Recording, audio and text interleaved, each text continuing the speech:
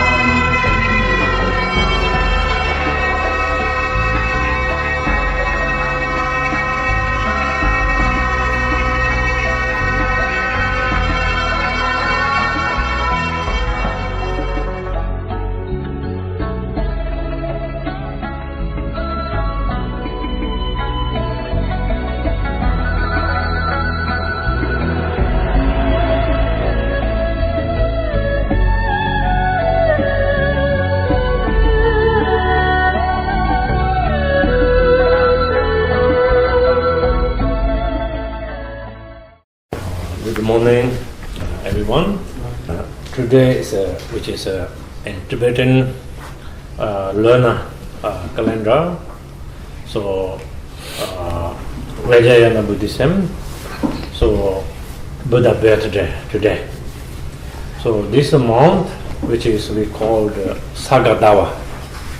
Sagadawa is a very extraordinary occasion in Buddhism because Buddha Shakyamuni birth and enlightenment and also parinirvana.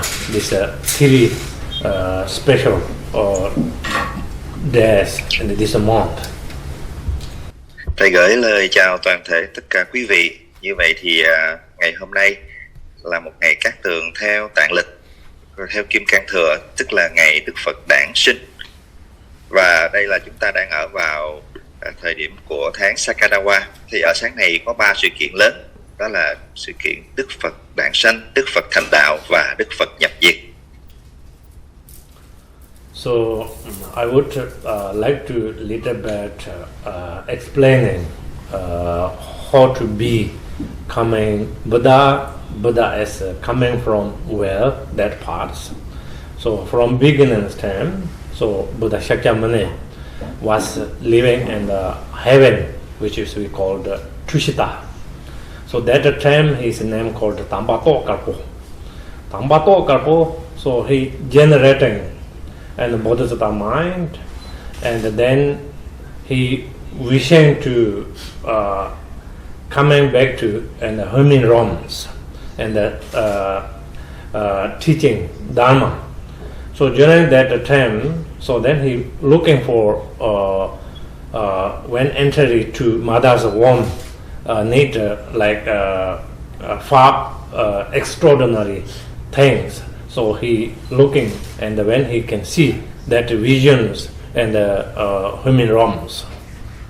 Như vậy thì trước khi chúng ta bước vào khóa lễ, thầy muốn dành đôi lời để mà giải thích quá trình Đức Phật đã từ nơi cung trời hạ thế và thành đạo như thế nào.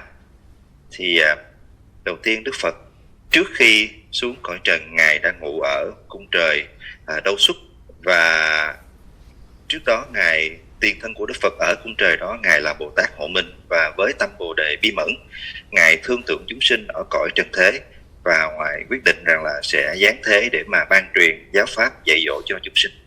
Và khi mà Ngài hạ thế thì Ngài đã có thiên kiến về 5 điều mà Ngài quán chiếu để có thể đản sinh vào đúng nơi, đúng chốn và đúng thời điểm.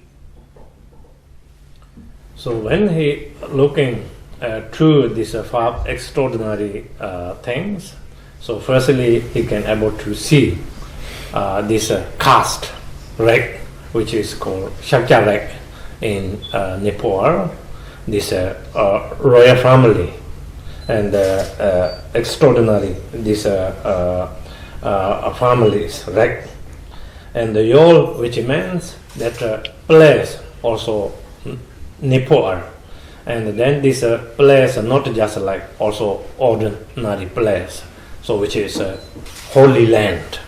Second one.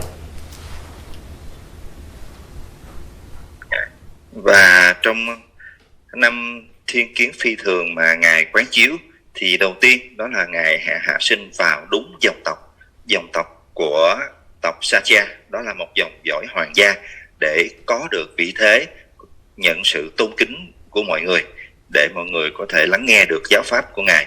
Và thứ hai đó là địa điểm nơi chốn, đó là quốc gia ở tại khu vực thời điểm đó, tức là Nepal, một nơi chốn linh thiêng cho việc hạ sinh của một vị Phật tương lai.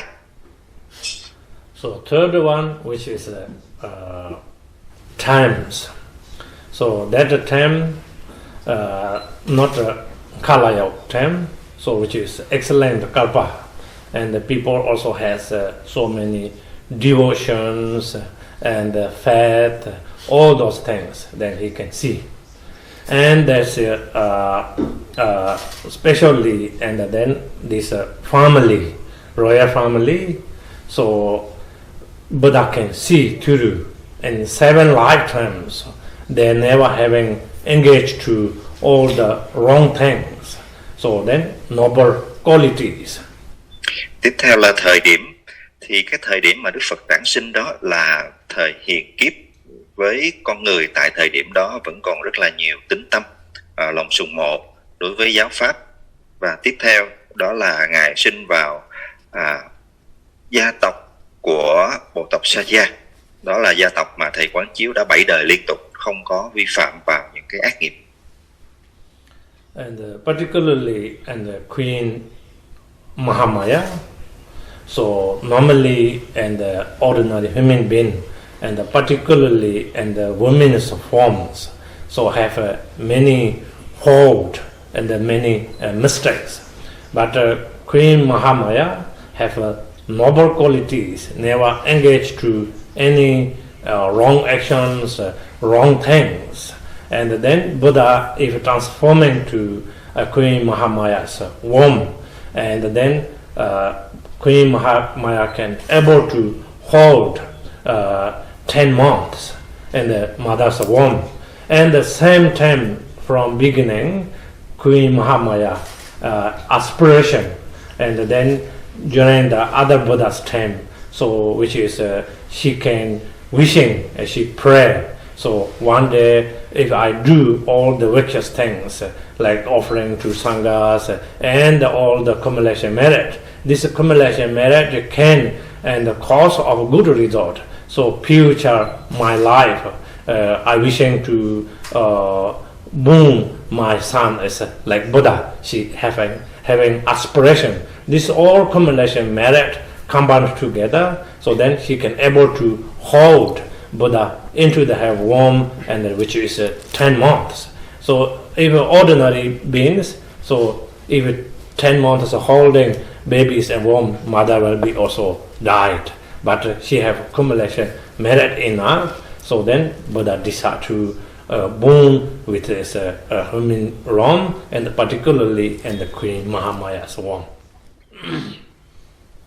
Và nói về Hoàng hậu Mahamaya, mặc dù trong thân tướng của con người nhưng mà bà có giới nguyện thanh tịnh, thông minh và có được năng lực để có thể giữ được vị Phật tương lai trong thai tạng của mình suốt 10 tháng. Và đồng thời kết hợp với sự ước nguyện của bà trước đây, đó là trong thời Đức Phật tiền kiếp thì bà đã từng phát đại nguyện rằng con sẽ thực hành cúng dường rộng rãi cho Tam Bảo để tích lũy công đức, và nguyện rằng với công đức đó con có thể mang thai và hạ sinh được một vị Phật trong tương lai.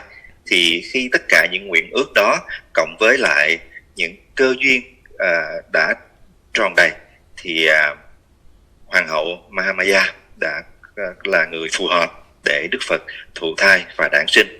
Và với một người bình thường thì khó có thể chịu đựng được một thai tạng của Đức Phật 10 tháng, nhưng bà thì rất phù hợp cho điều này, do vậy bà đã được chọn để Đức Phật đản sinh vào.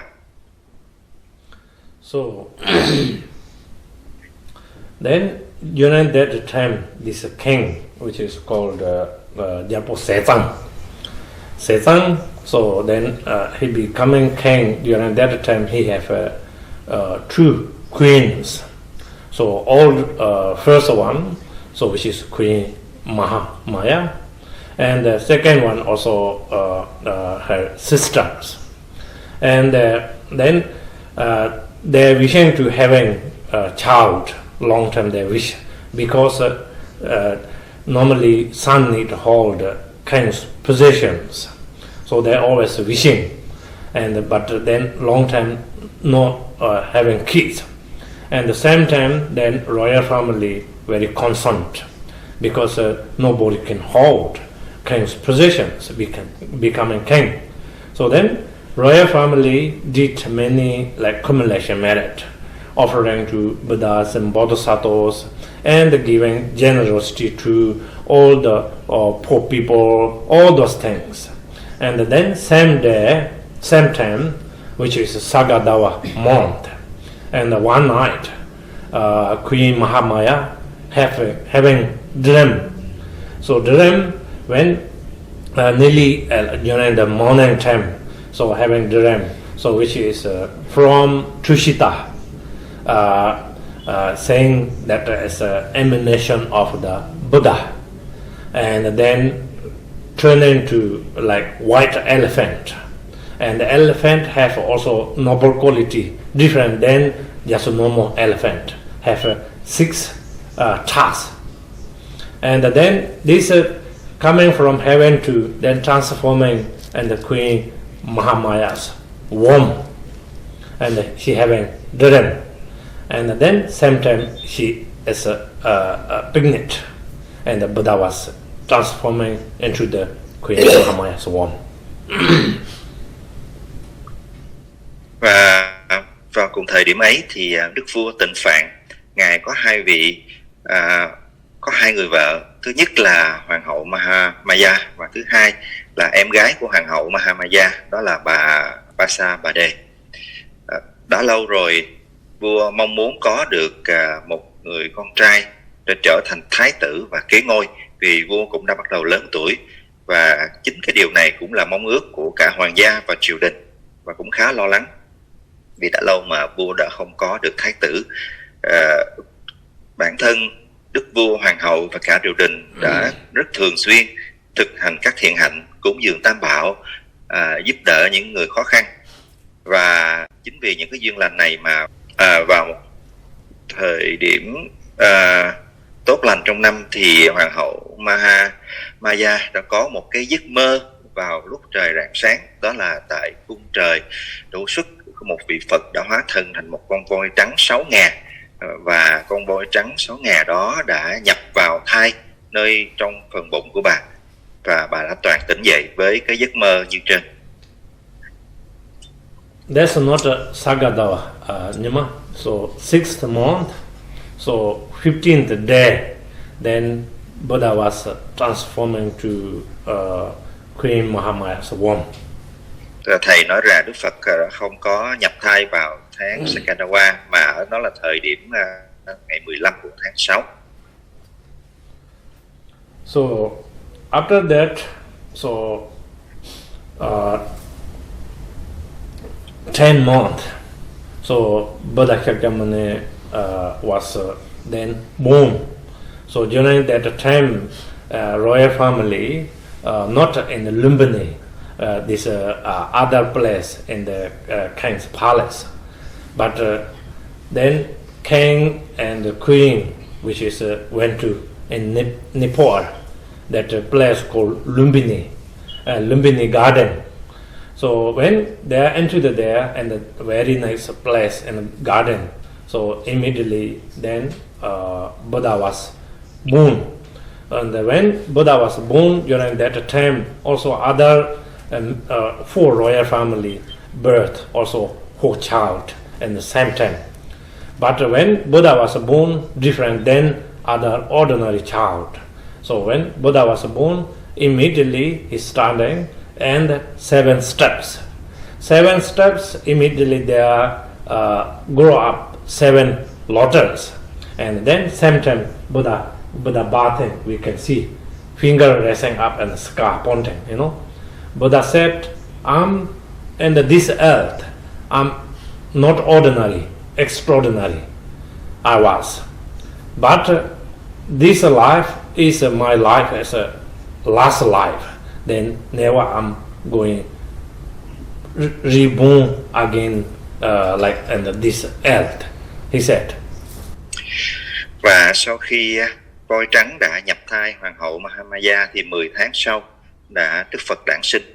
Thì khi mà trước thời điểm Đức Phật đản sinh, Hoàng hậu Mahamaya và Đức Vua vẫn đang ở trong thành Ca Tỳ La Vệ.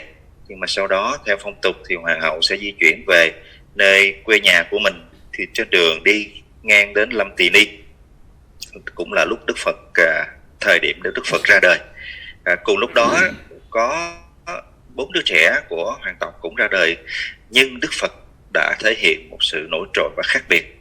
Khi Ngài vừa ra đời đã đi 7 bước, và nơi 7 bước chân của mình đã xuất hiện 7 hoa sen để nâng đỡ gót sen của chư Phật. Ngài chỉ tay phải lên trời và nói rằng thiên thượng thiên hạ duy ngã độc tôn. Ta hạ thế lần này là lần cái thế cuối cùng trong cuộc đời của ta. So after Buddha birth, so then king and the queen both saying, so now my wishing is which is fulfilled. So now I'm going to give name my child. So then king give Buddha's name, Yunakondok, Buddha's name.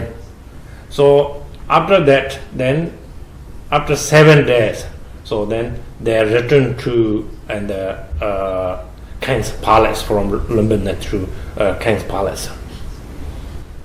Và sau khi Đức Phật đản sanh thì nhà vua đã vô cùng hoan hỷ và đã toại nguyện được ước muốn của mình và đã đặt cho tên của người con của mình đó là Siddhartha. Và sau đó toàn bộ hoàng cung đã trở về lại nơi thành Katilave. So after return to royal palace, so when they're called, which is called Tamze. Tamze means in India caste. So that person like very good practitioner, and then like have a mathematics and astrology and all those things. So then they call that projection and the royal family and request to like what kind of person he can hold king's positions or not. When they requested him, so then this Tamze thought. So if he living in home, he can hold king's possessions. So he is definitely he will be turning to Dharma king. If he is not holding king's possessions, so he will be turning to Buddha and turning to enlightenment, and that Tamze taught to royal family. Sau khi trở về hoàng cung ở thành Katilave thì lập tức đức vua mời một vị thành tựu giả, đây là một vị có cái sự chứng ngộ đến bậc thiền cao cấp nhất lúc bấy giờ, đó là phi tưởng xứ, và với cái năng lực này vị có thể nhìn và nói được cái tương lai của Đức Phật. Thì khi vừa nhìn thấy tướng mạo của Đức Phật, vị hết sức là hoan hỷ để nói rằng là đây là một vị chuyển luân thánh vương. Nếu ngài ở lại với thế tục, ngài sẽ là vua, và nếu ngài bước trên con đường tâm định thì ngài sẽ trở thành một vị Phật. So after Buddha birth, after few days, so then his mother, Queen Mahamaya, which is passed away. So then second queen, which is called Jegudamu, and she look after Buddha. Và thật tiếc là sau 7 ngày khi kể từ ngày đản sanh thì hoàng hậu Mahamaya đã qua đời, và Đức Phật được trao lại cho em của hoàng hậu, tức là kế mẫu Mahabade, để mà tiếp tục nuôi nấng Đức Phật. So then Buddha was raised up by how to say stepmother or whatever we call it, you know, and look after Buddha. So of course royal family, very noble family. So then he have so many different types, toys and many things. So when they give to Buddha, and the Buddha never have interesting. Even he was very young during that time, he always stay in the meditation and contemplating. Đức Phật được mẹ kế nuôi dưỡng trong môi trường của hoàng cung, thì với vị thế của hoàng cung, Đức Phật có đầy đủ tất cả mọi cái thú vui giác quan lạc thú của cõi bây giờ. Tuy nhiên ngài thường lại không có quan tâm vào những cái vui sướng thế tục ấy, mà thường hay tư duy và để tâm mình trong cái sự thiền định. So when he is like this, so king and the queen both very concerned, because he is not holding king's possessions. He becoming monk. Always they're concerned, and always they're keeping eye to Buddha. Khi mà thấy như thế thì đức vua và hoàng hậu kế mẫu hết sức là lo lắng, và sợ rằng là ngài sẽ từ bỏ hoàng gia để bước theo con đường tu tập để thành Phật. Do vậy lúc nào hoàng cung cũng cử người để mà canh chừng Đức Phật. So after that, he's from start 7 years old to 16 years old. So then he studied all the reading, writing, and the arts, and he have like a qualification. So which is 64 different, all the extraordinary method and schools. Và kể từ năm 7 tuổi cho đến năm 16 tuổi, Đức Phật đã được giảng dạy học tập liên tục tất cả những cái môn học của thời bấy giờ, và ngài đã trở thành thông tuệ tất cả những cái môn học bao gồm 64 môn được hoàng cung tổ chức để mà huấn luyện cho Đức Phật. So when he have all those kind of knowledge, like not like ordinary, like incredible everything, and the same time, and then their range marriage engagement, like sumo tanzima. So which is then she's really beautiful, and she's noble, and many royal family wishing to marry, but then they're kind of the debating, you know, and when everyone coming together and all this showing who have power, whoever win, so then that can get this tanzima. And the same time, then Buddha did, and the Buddha firstly did using bow and arrow. This bow is normally normal people cannot bend, cannot shoot arrow, and then Buddha using this bow and arrow shoot like very big tree, 7 trees he can break through into the like one size and another size arrows able to come in. And then there's a flat pin like metal, like he shoot arrow and also make through a hole and coming arrow, like all everything. So then finally he win, and then he win, then he give his jewelry to this tanzima prince, queen, becoming queen, and then also this tanzima also offering, and many other royal families. So then she offering Buddha also flower mala.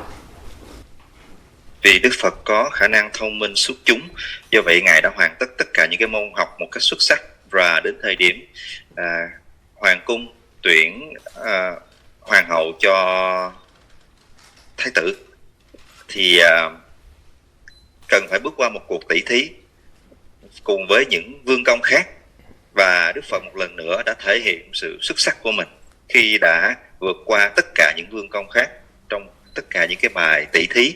Và đặc biệt là có một bài tỷ thí sử dụng một cánh cung vô cùng cứng và nặng mà hầu như tất cả mọi vương công khác không có khả năng kéo lên để mà bắn mũi tên đi.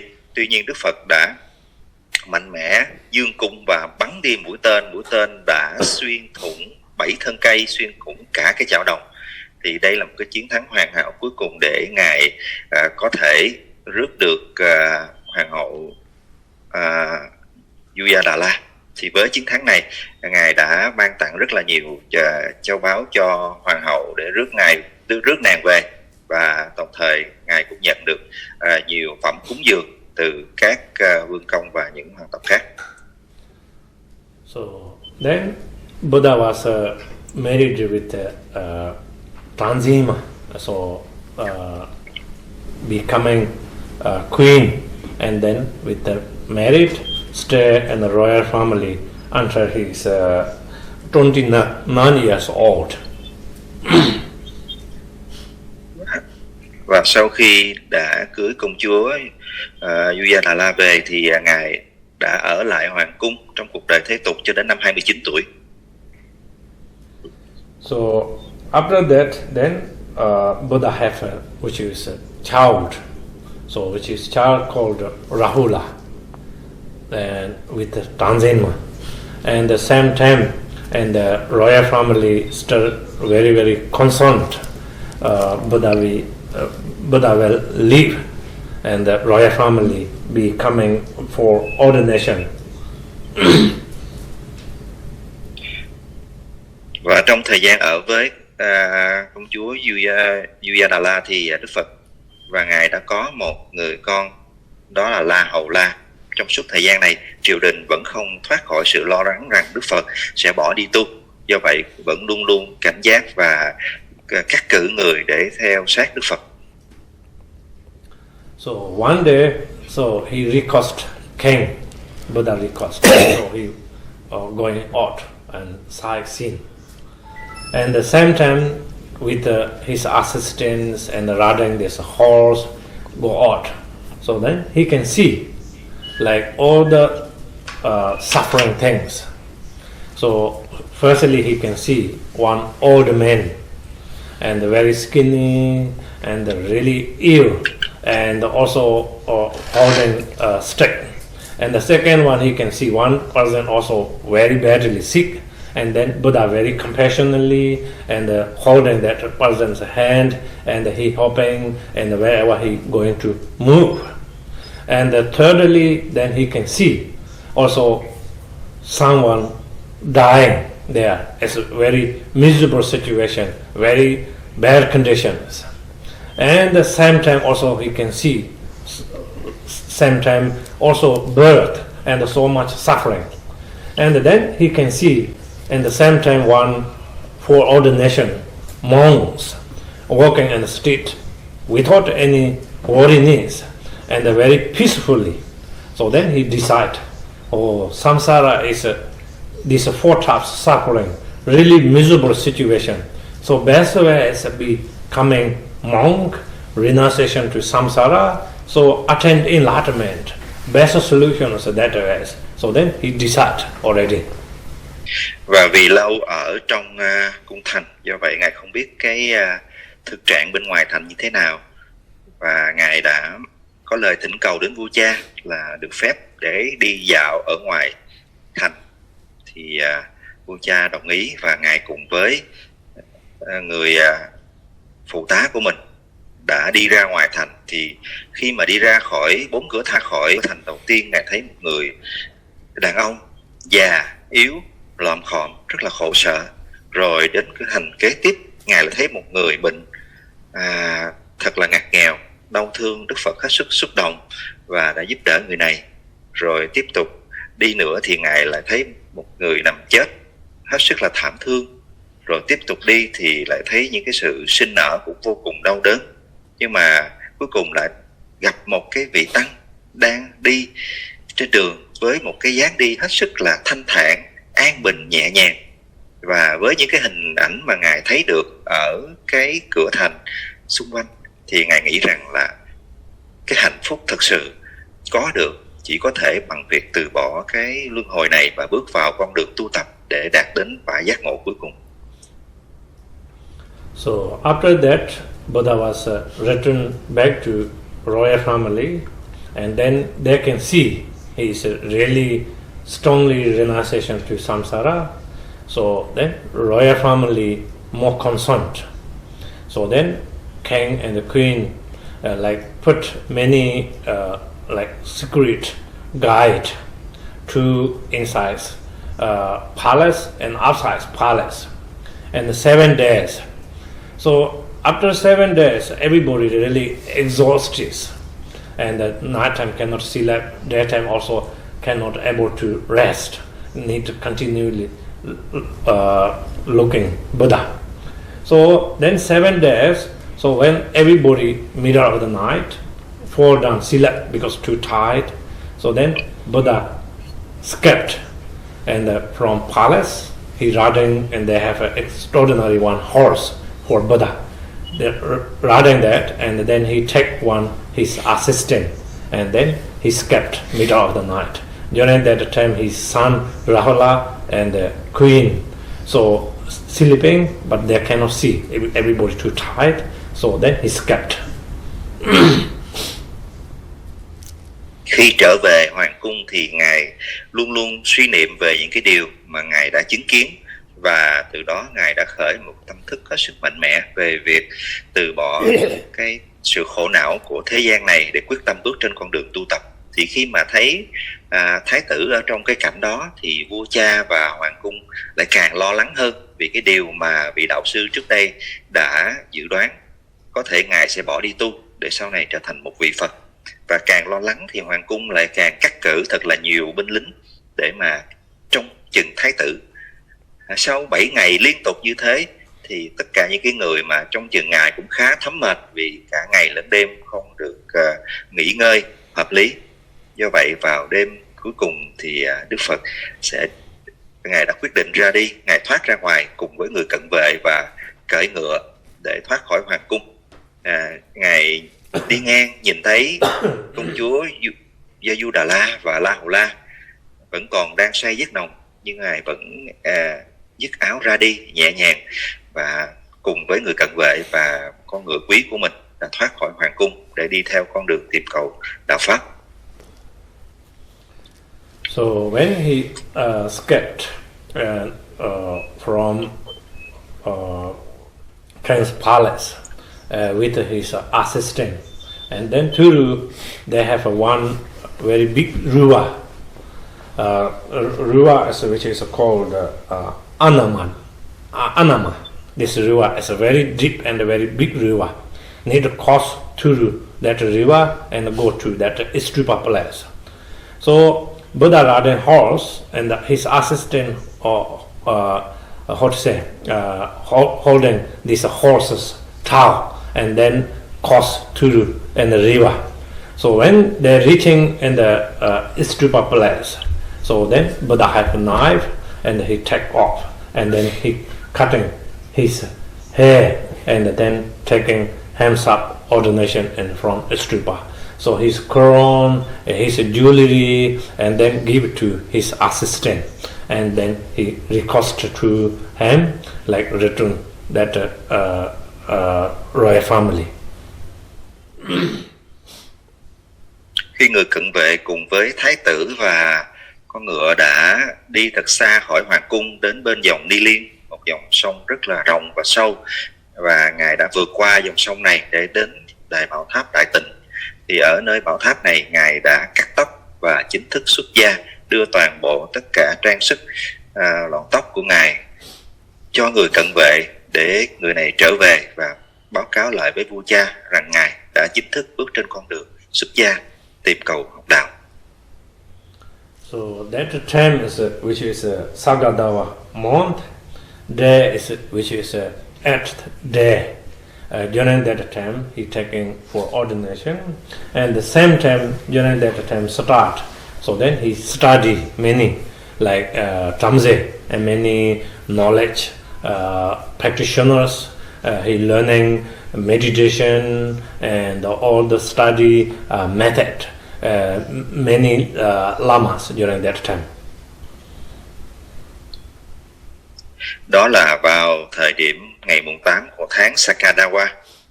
Và sau khi đã xuất gia, ngài đã không ngưng nghỉ một chút thời gian nào mà liên tục để học hành, thực hành với tất cả những cái vị đạo sư nổi tiếng đương thời.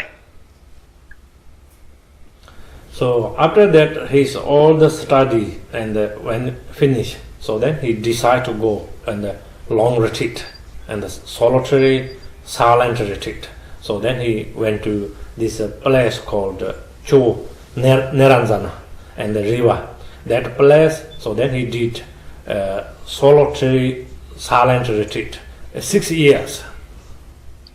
Con đường thực hành khổ hạnh của Đức Phật bắt đầu bên dòng Ni Liên khi ngài nhập thức thực hành khổ hạnh liên tục trong 6 năm thiền định. So when during the retreat, one day he drank 1 drop of water and also 1 seed of barley seed daily. Only that, and then he stay in 6 years retreat. Và trong suốt 6 năm thiền định khổ hạnh này, mỗi ngày ngài chỉ sử dụng 1 giọt nước và 1 hạt thóc. And during that 6 years, when he solitary silent retreat meditation, so he wishing to attain enlightenment. So whatever he wishing, not a wish fulfilled, not much change, not a realization during that time. So then after 6 years, he give up. He said, no point to stay that way. I put so much effort, but not yet realization. So then he coming out from a 6-year retreat. Sau khi liên tục 6 năm thực hành khổ hạnh, thì Ngài nhận ra rằng là thân ta càng ngày càng tiều tụy, sức khỏe thì ngày càng đi xuống, tâm trí thì vẫn chưa được khai ngộ. Đến giờ này vẫn chưa thấy được đạo quả. Nếu mà nói khổ hạnh thì chẳng có ai có thể thực hành được như ta đến thời điểm này. Do vậy Ngài quyết định rằng đã chấm dứt con đường tu khổ hạnh để đi tìm một hướng thực hành mới. So after he coming out from retreat and stay meditation and one under the tree and one woman which is called the Likjima, and then she having wishing, if I got a child, so I will do like good things, especially she called Tree God, I offer Tree God. So when she coming and that place, so Buddha was stay there. He never see Buddha, and then think, oh, now time to I can offer offerings. So then she having 700, which is how to say, cows, milk, and then rice, make like kind of the porridge, and then she offered to Buddha. When she offered to Buddha, that because Buddha have 6 years of no food and no drink, so then immediately Buddha also changed color, and he immediately also how to say this, because 700 cows milk and all together turning to like very good nutrition, his body back to immediately like before, and the same time more colorful and like very much golden color his body. Sau khi ra khỏi thất và Ngài đi đến dòng sông Đi Liên để tắm và lên ngồi ở cội cây gần đó để thiền định nghỉ ngơi, thì có những đứa trẻ gần đó đã thấy Đức Phật ở trong cái tư thế như vậy. Thật ra thì chưa có ai thời đó đã thấy một Đức Phật. Do vậy cái sự sùng mộ trong tâm của những đứa trẻ này đã nảy sinh, và nó đã làm cho Ngài những chén sữa mà bắt từ 700 con bò để Ngài có thể thọ dụng, thì đã lâu lắm rồi, 6 năm chưa có được ăn uống. Do vậy thân thể rất là tiều tụy, tất cả những cái hảo tướng của Ngài cũng đã không còn. Tuy nhiên khi được thọ dụng lại sữa và thực phẩm một ít như thế, thì Đức Phật đã trở lại mạnh mẽ, thân tướng của Ngài lại khởi phát ra ánh hoàng kim, và những cái hảo tướng là bắt đầu xuất hiện nơi thân tướng của Ngài. So even I was put so much effort during the 6 years retreat, and not much really beneficial, not much realization. So then he thinking, now I need changing my method to need to attain enlightenment. Then he thinking, generating with the Bodhisattva mind, and then he decide to go in the Bodh Gaya.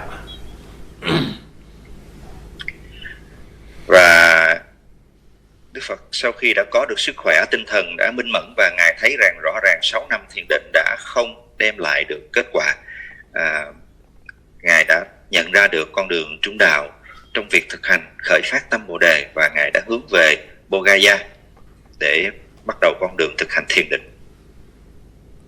So after that he receiving all the milk and the porridge.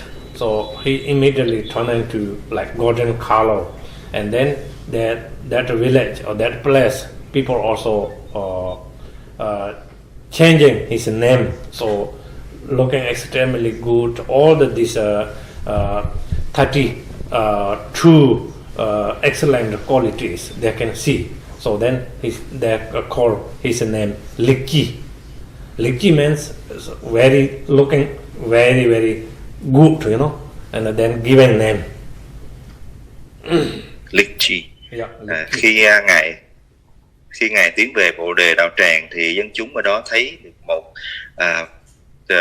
vị tu sĩ mà với những cái hảo tướng tuyệt vời, từ nơi thân tướng của ngài với 32 tướng tốt đẹp đã rạng ngời phát sáng như vậy, cho nên đã đặt cho ngài một cái tên gọi là Lichi.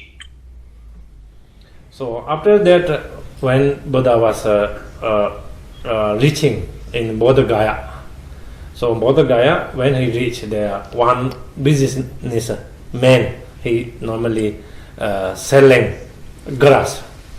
So then that man offering also grass, cushion. So then Buddha thought, oh, that extraordinary science, very good science. So then he putting that grass cushion under the Bodhi tree. So then he said, until I reach enlightenment, I never moving from this cushion. He make a very strong vows. Và khi vừa bước vào Bồ Đề đạo tràng thì ngài gặp một vị thương gia chuyên bán cỏ, và ngài khi thấy Đức Phật thì ngài gửi thăm cung kính và cúng dường cho Đức Phật những cái bệ cỏ để ngài có thể làm bồ đoàn. Đức Phật sau khi kết lại thành bồ đoàn đã tìm được một cái vị trí hết sức là cát tường tốt đẹp trong tất cả các hướng, và ngài đã chọn nơi có cái cội cây bồ đề để mà đặt bồ đoàn. Và khi ngồi xuống thì ngài nguyện rằng là nếu ta không thành đạo thì nhất quyết ta không rời khỏi bồ đoàn này. So during that time, Buddha was, which is 35 years old when he coming into the Bodh Gaya and then start meditation, and then he attained enlightenment. Và lúc đó Đức Phật đã 35 tuổi khi Đức Phật ngồi tọa thiền nơi cội cây bồ đề tại Bồ Đề đạo tràng. So when he was in the Bodh Gaya and then he attained enlightenment, so many human beings and also non-human beings, so many people jealousy to Buddha. So then thinking like how to able to destroy him, killed.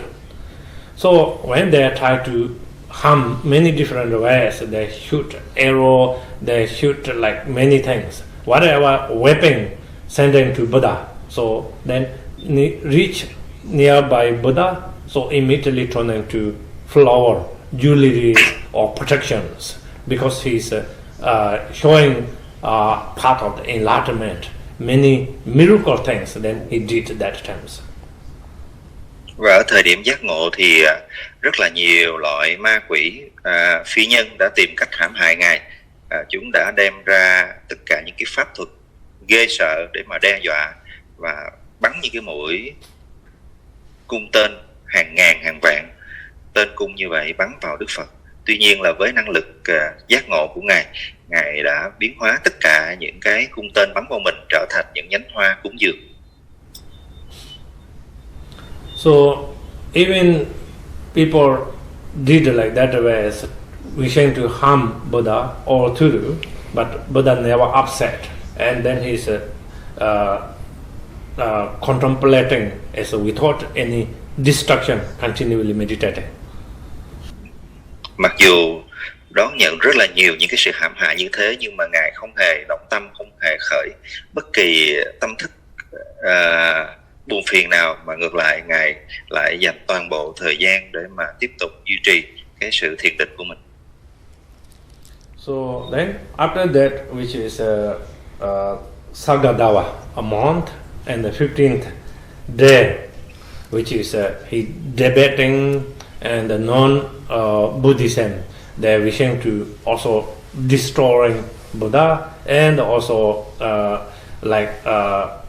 they want to combat him like Hinduism or other religions.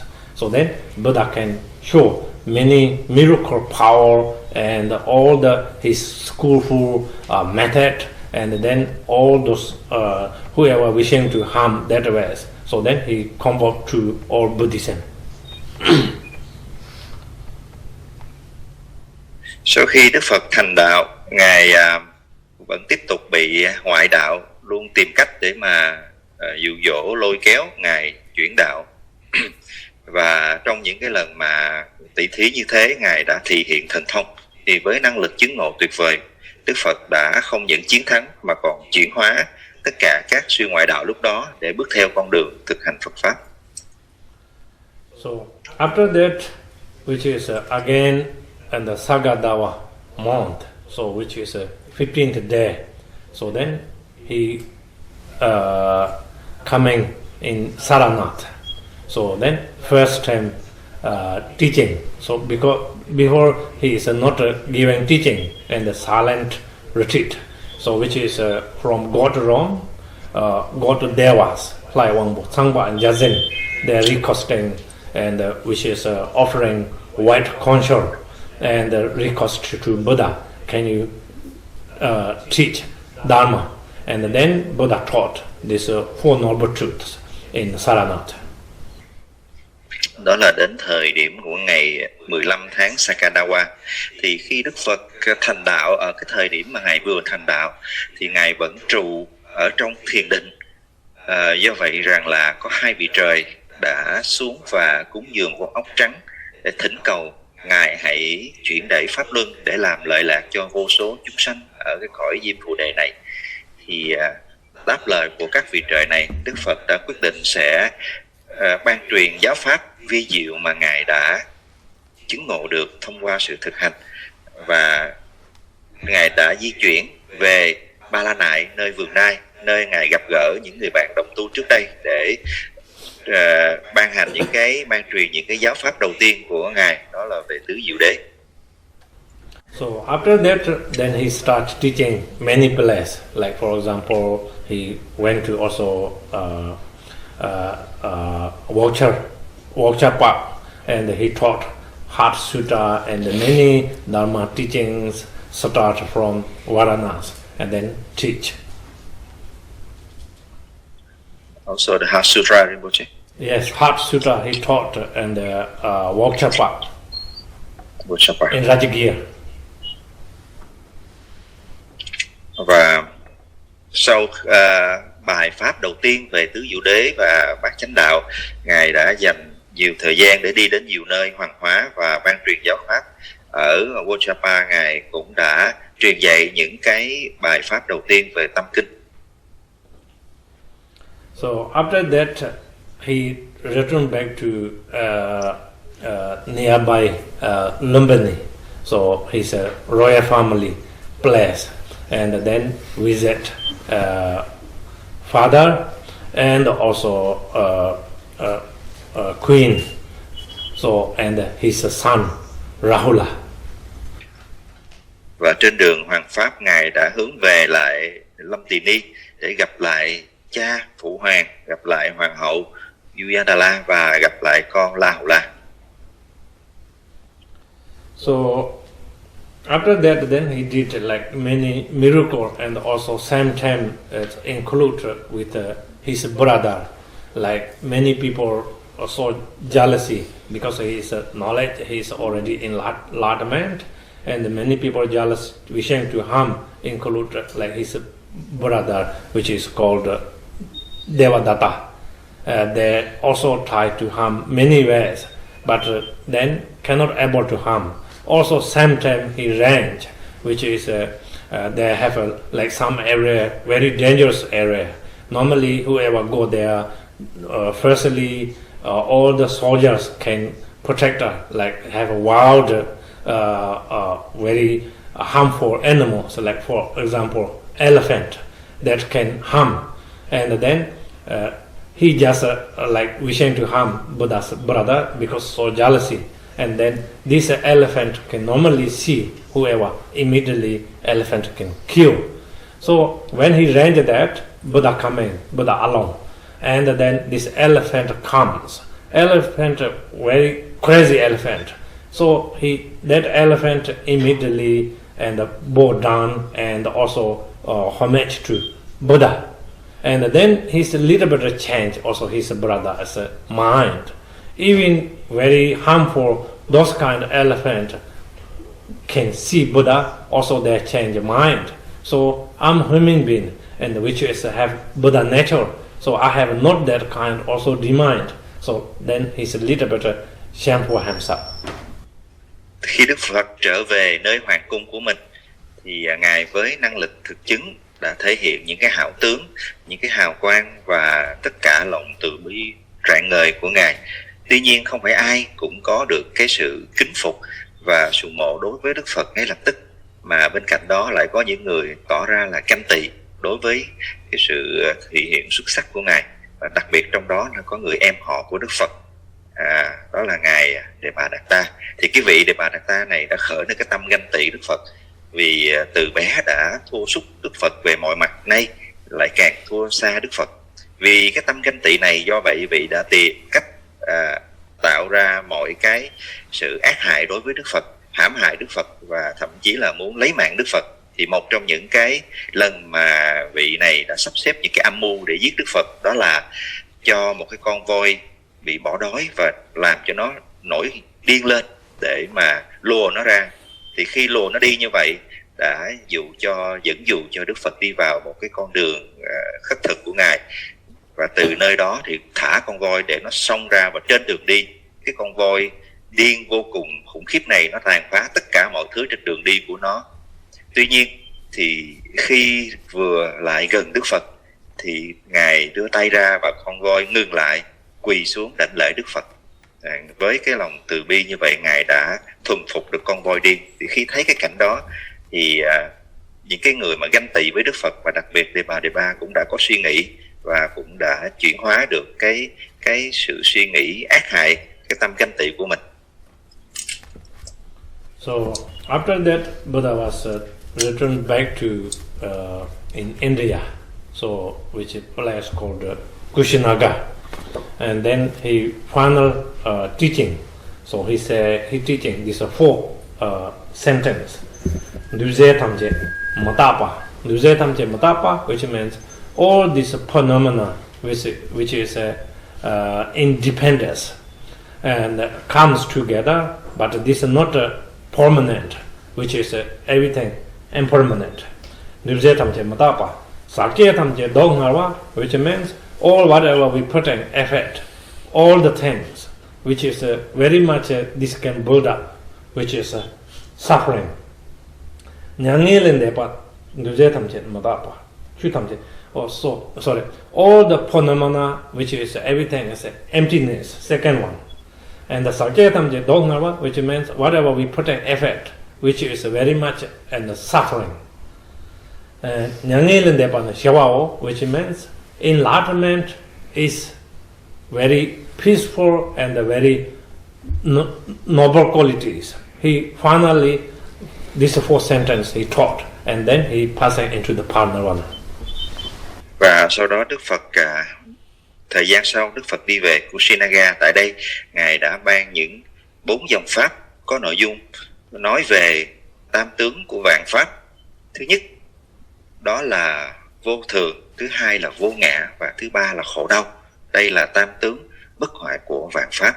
Tất cả mọi pháp tướng đều mang cái tính chất này, và chỉ có giác ngộ viên mãn mới là hạnh phúc bình hằng.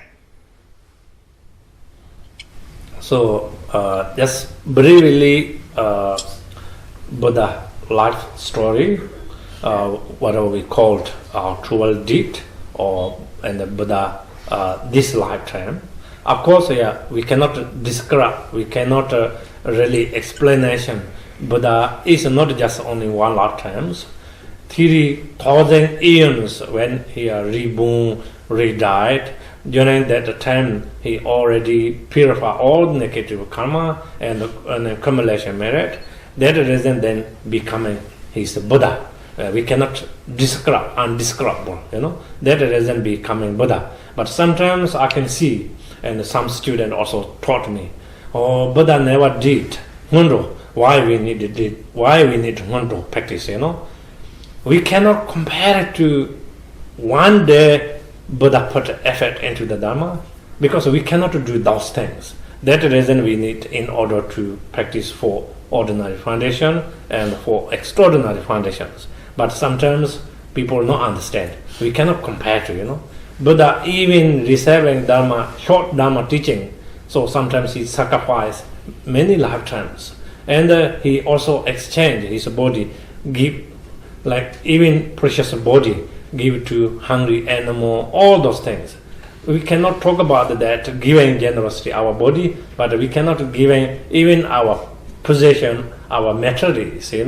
We have those kind of attachment. Buddha already renounce to all those things and pacifies, and then five defilement turn into five wisdom. That reason he is attained and the Buddha heart. That reason we call the Buddha. Và như vậy chúng ta thường tụng bản kinh về 12 công hạnh Phật. Thì qua 12 công hạnh này, đó là sự mô tả quãng thời gian từ khi Đức Phật ở cung trời Đâu Xuất nhập thai mẹ đản sanh, thành đạo Hoàng Dương Chánh Pháp và cho đến khi Ngài nhập diệt.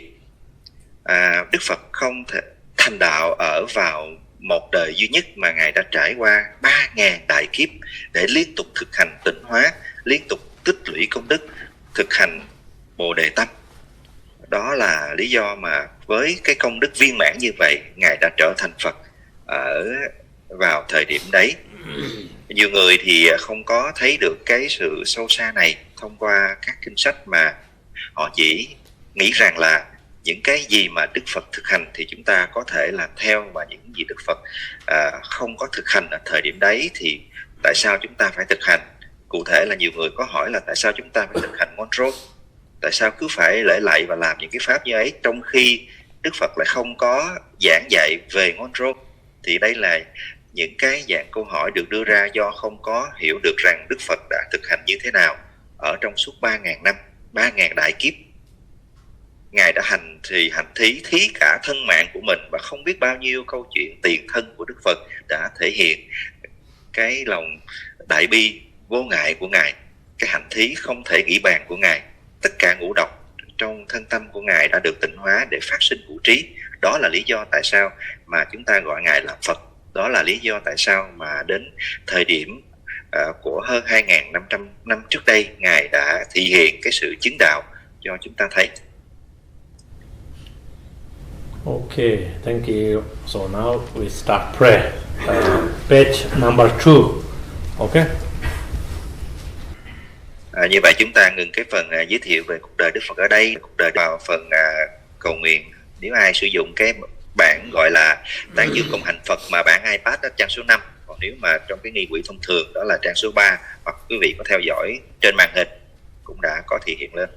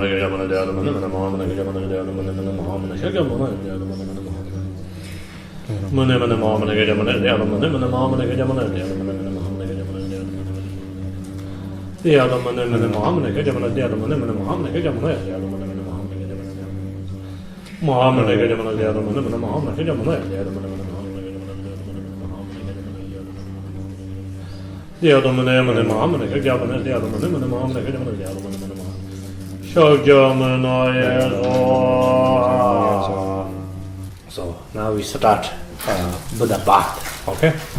So when you bath, this we have saffron water 3 times little drop and the crown of the Buddha head. Okay. So doesn't mean Buddha is a deity, not clean, no? Because our ordinary perception, we have a clean, we have no clean, that kind of perceptions. So when we offering this saffron water to Buddha, so that can purify our past and present and future, all obscurations and negative karma. So that is the reason we offering to Buddha water. Buddha is always pure, as never have impure. Complete all the five defilement already pacifies. So with our ordinary perception, so when we doing that, we earn an accumulation merit. So that is the reason we doing Buddha bath. Như vậy bây giờ chúng ta sẽ bước vào nghi thức tắm Phật.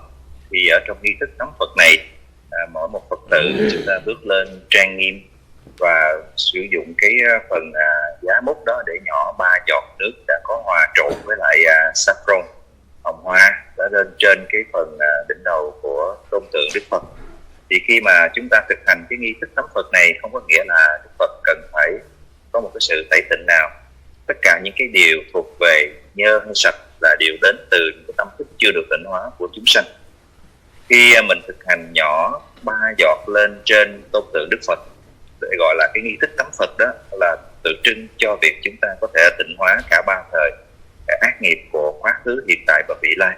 Vì Đức Phật là bậc toàn giác, là bậc chánh đẳng chánh giác, và Ngài không còn một chút dính mắc nào trong cái vấn đề tâm tưởng suy nghĩ nghị nguyên của thế tục. Do vậy khi tắm Phật chúng ta sẽ tích lũy được vô lượng công đức.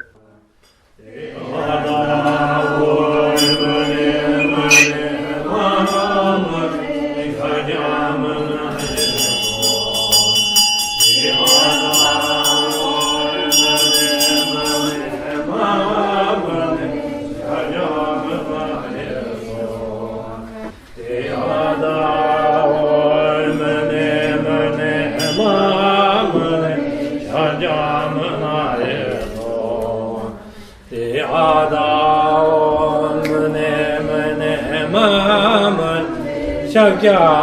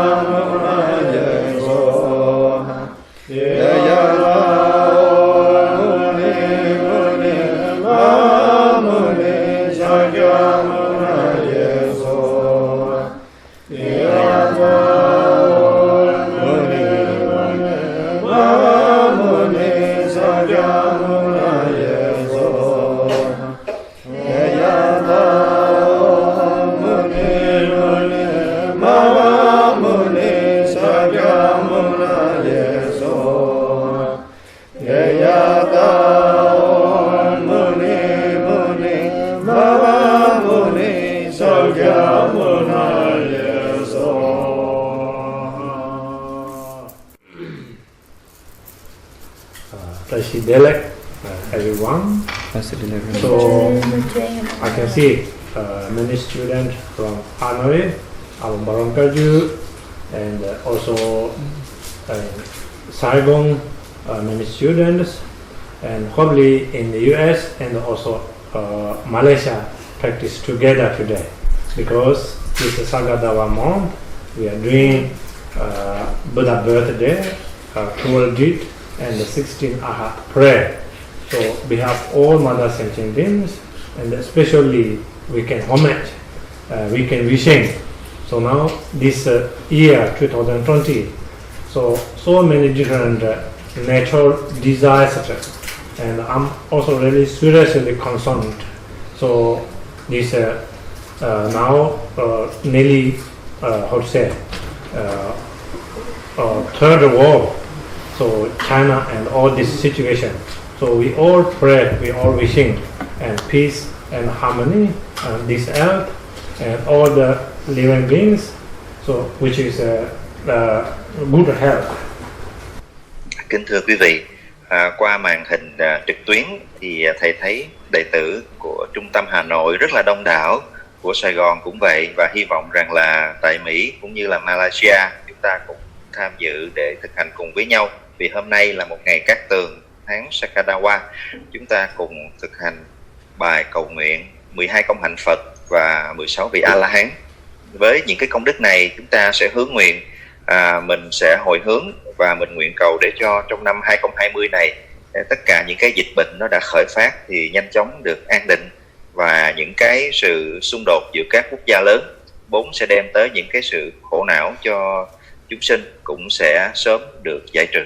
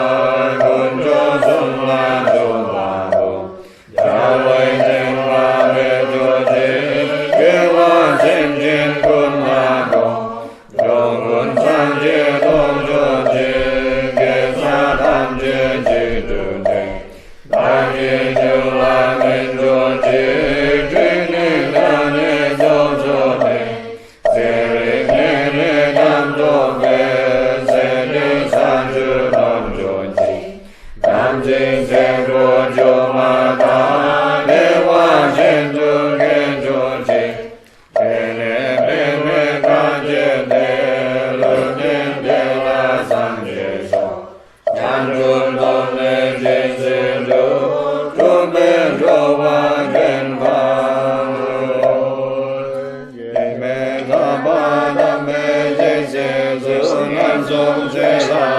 Tenzin Rinpoche, Jito Gong La Phu Tra Do Jie Kam Sung Chu Yan Pe Long Chu Tinh Ba Jin, Pe Chung Sonam Da Pe Bong Chu Ki Yan Da Cha Tinh Jin La Jai Ba Wei, Cheras Jampal Nam Chu Chu Wei Nen Chu Jin Lam Ma Ka Cha Sa Jin Su, Owa Me Chu Chu Pe Si Wa Dan Ran Jin Lun Chu Den Chung Lu Me Lu, Da So La San Da Pe Mon Bai Tre, Chuling Nam Cha Ge Le Pe Wa.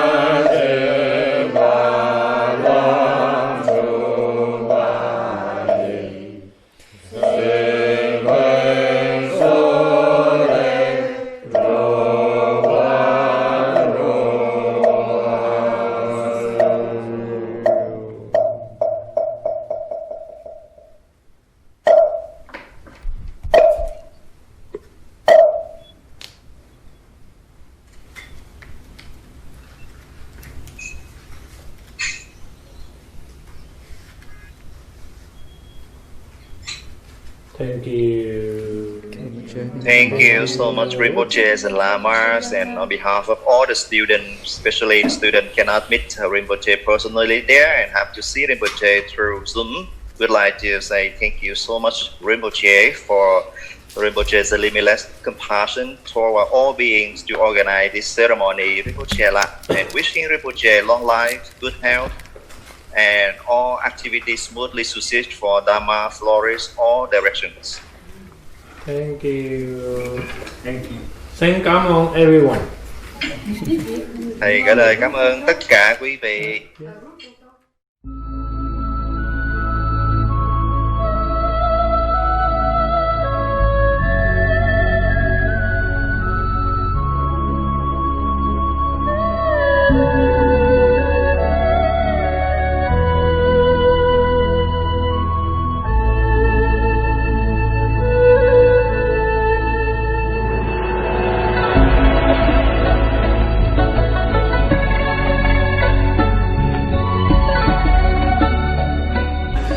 Happy birthday to Buddha.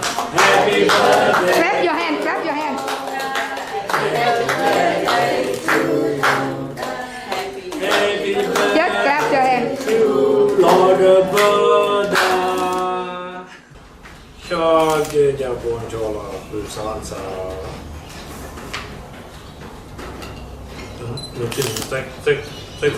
Got to check. Lòng từ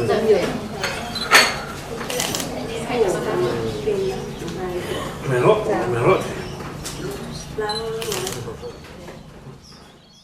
con kê tu chi cho kê lời sơn rối chi cha mà rối tứ cha con chọn bà sơ cha lòng bổ tao là chi bà sa kê cha quy sa đơn cho bà ok then off này off này.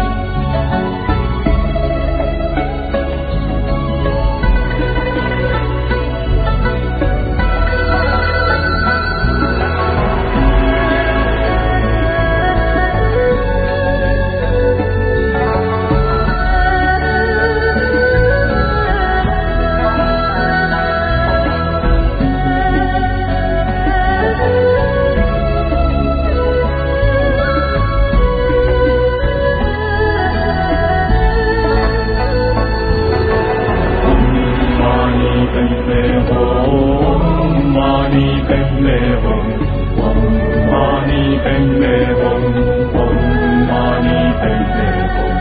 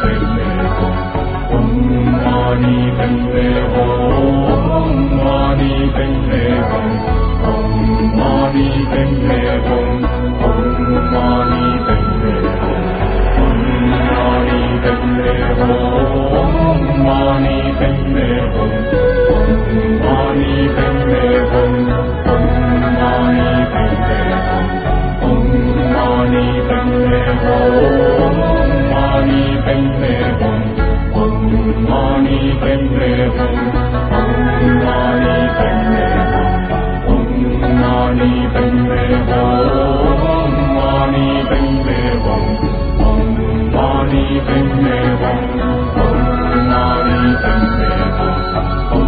Mani